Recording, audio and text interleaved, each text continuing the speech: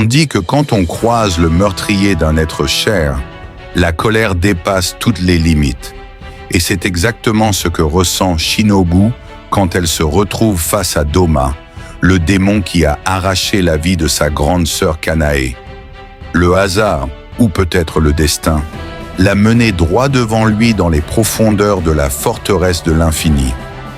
D'un simple regard, elle reconnaît l'assassin. Doma, toujours souriant, toujours poli, comme s'il n'avait jamais fait de mal à personne.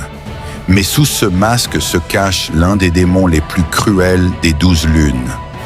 À peine le combat commence que Shinobu montre sa rapidité fulgurante.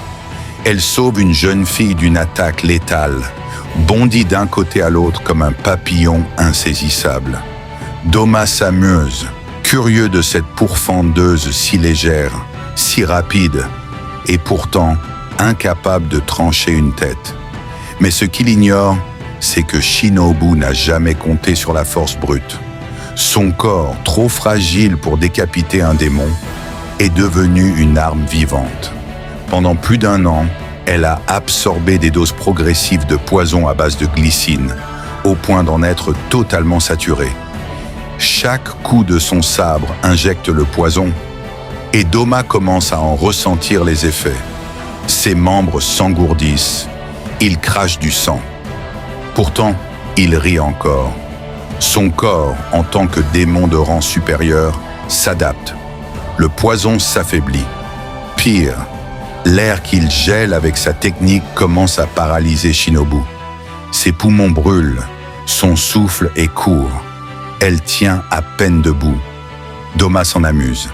Il pense avoir gagné. Il la blesse gravement, au point que Shinobu tombe à genoux. Mais dans son regard, pas une trace de résignation. Seulement de la détermination. Elle pense à sa sœur. Elle pense à Kanao. Elle pense à sa promesse. C'est alors qu'elle lance sa dernière attaque. Son ultime pari. Elle concentre toute sa force, toute sa vitesse, et plante son sabre directement dans le cou de Doma. Mais cette fois, ce n'est pas seulement une attaque, c'est un transfert, un sacrifice.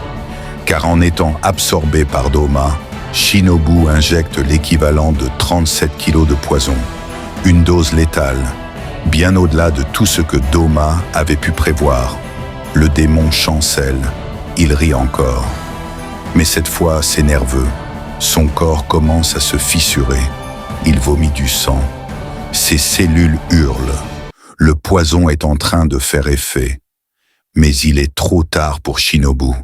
Son corps est brisé, ses organes détruits. Et pourtant, son sourire reste intact.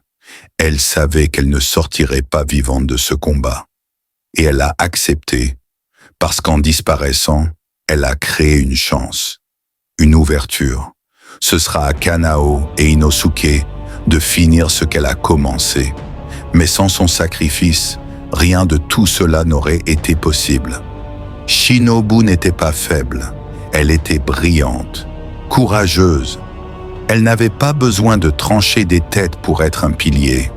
Son arme, c'était sa ruse, sa science, son cœur et son inébranlable volonté.